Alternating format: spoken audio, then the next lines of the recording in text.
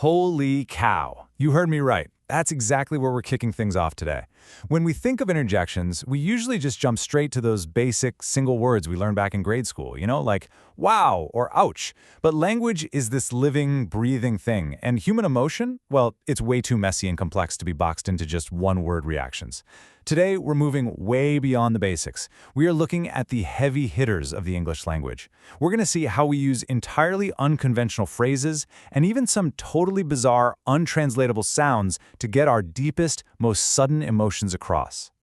Welcome to today's Explainer, Advanced Interjections, from raw emotion to academic rules. Okay, let's dive right in. We're going on a journey from the raw, completely unfiltered emotion of everyday speech all the way to the strict, uncompromising rules of academic writing.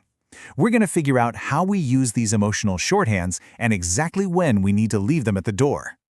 All right, Section 1, multi-word phrases, or expressing complex emotions without standard rules. Let's get right into it. Picture this. You just walked out of the grocery store and you see your front bumper is completely crushed. You definitely don't stand there and calmly state, "I am currently experiencing a high level of shock." No way. You yell, "Good heavens, what happened to your car?" Notice how that phrase operates as one massive, unified burst of emotion.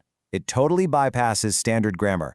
The words good and heavens fuse together to become a single tool, designed exclusively to project pure shock.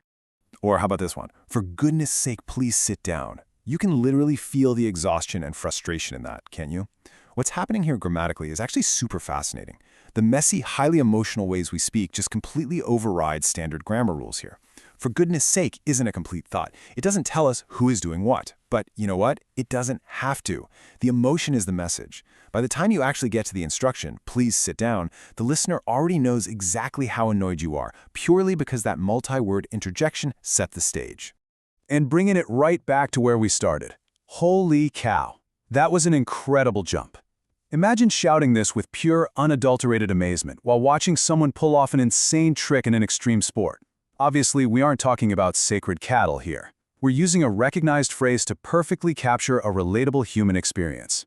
These multi-word phrases, they act like a bridge between our internal astonishment and the external world. They're basically cultural touchstones that let us communicate a massive amount of feeling in just a couple of words without having to stop and build a proper, grammatically correct sentence first. Moving right along to Section 2, the sounds of thought. We're going to look specifically at onomatopoeic and cognitive interjections. So, let me think about this one. Or We use these constantly to show hesitation or deep thinking. Like, I am not sure if that is the correct answer. This is where language gets incredibly physical. These aren't traditional words with some ancient Latin root. They are literally just the sound of your vocal cords vibrating while your brain's gears are churning. We just write them out to signal to whoever's listening, "Hold on a second, I'm still processing here." Then we have those intense physical reactions. Phew, we finally finished the project. Just saying it makes you want to exhale, right? It shows absolute relief or exhaustion. This is a highly onomatopoeic interjection. It's specifically designed to mimic the exact physical sound of air rapidly leaving your lungs when a super stressful situation suddenly ends. It captures physical exhaustion so perfectly that reading a simple 3- or 4-letter word can literally make you feel a physical release of tension. And of course, we absolutely can't forget the negative visceral reactions. Ugh, this milk has gone bad. Yuck, these show pure disgust. Imagine opening your fridge and getting hit with a terrible smell. You don't plan to say this stuff. It's an immediate, almost involuntary reaction straight from your gut. Your body physically rejects what's happening, you make this guttural noise in the back of your throat, and language simply swoops in and categorizes that noise into the letters UGH, so we can write it down in a script or a text message. And this brilliantly illustrates the exact flip side of that coin. Aha, I figured out the puzzle. This is all about realization or triumph. It's that classic light bulb moment. It's that sudden rush of dopamine when everything finally clicks into place. It's sharp, it's percussive, and it instantly communicates to everyone around you that a mental breakthrough just happened. It's a cognitive interjection that basically celebrates a victory of the mind. All right, on to Section 3, the golden rule and the sudden shift to academic and professional writing. So, here is the absolutely crucial point to remember. Interjections should almost never be used in formal writing. Up until now, we've seen how language bends and flexes to accommodate messy human emotion. But academic and professional writing, they demand the exact opposite. They need objectivity, precision, and logic. A research paper or a formal corporate report is definitely not the place for sudden outbursts of personal feeling. Let's break down the difference between these two approaches. If we're looking at informal writing or fiction, we might say, wow, the study showed a massive increase in sales. It's super enthusiastic, it's relatable, it's great. But in a formal or academic context, we have to strip away that casual emotion. It becomes, the study demonstrated a highly significant increase in sales. We completely replace that emotional wow with the analytical phrase highly significant to build sterile, precise authority. Making this shift in tone is absolutely essential if you want to be taken seriously in professional spaces. But hey, language always has a loophole, doesn't it? Which brings us to a really important question. Is there ever an exception to this golden rule?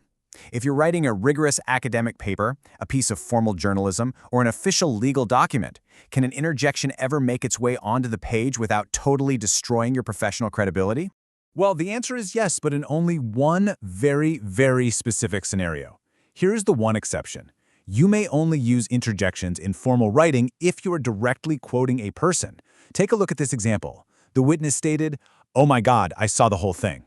If you're writing up a police report or a legal brief, your entire job is accurate record keeping. You absolutely must preserve the exact words and the exact emotional state of the speaker. You cannot change their quote to make it sound more professional. Doing that would literally alter the facts of the case. So as long as it's inside those quotation marks, the raw emotion of, "oh my God," is perfectly preserved and honestly, legally required, even in the most formal documents you can imagine. Which leaves us with a final thought to ponder today. How will you balance expressing raw emotion with maintaining professional authority? We all have access to this incredibly colorful vocabulary that makes our conversations feel real and human, but we also have to navigate spaces that demand strict, uncompromising logic. A masterful communicator knows exactly when to unleash their inner holy cow and when to strictly apply the golden rule. So ask yourself this. In our constant quest for perfect, sterile professionalism, what vital human emotions are we accidentally silencing? Thanks so much for exploring the mechanics of language with me in this explainer, and definitely keep questioning how you communicate.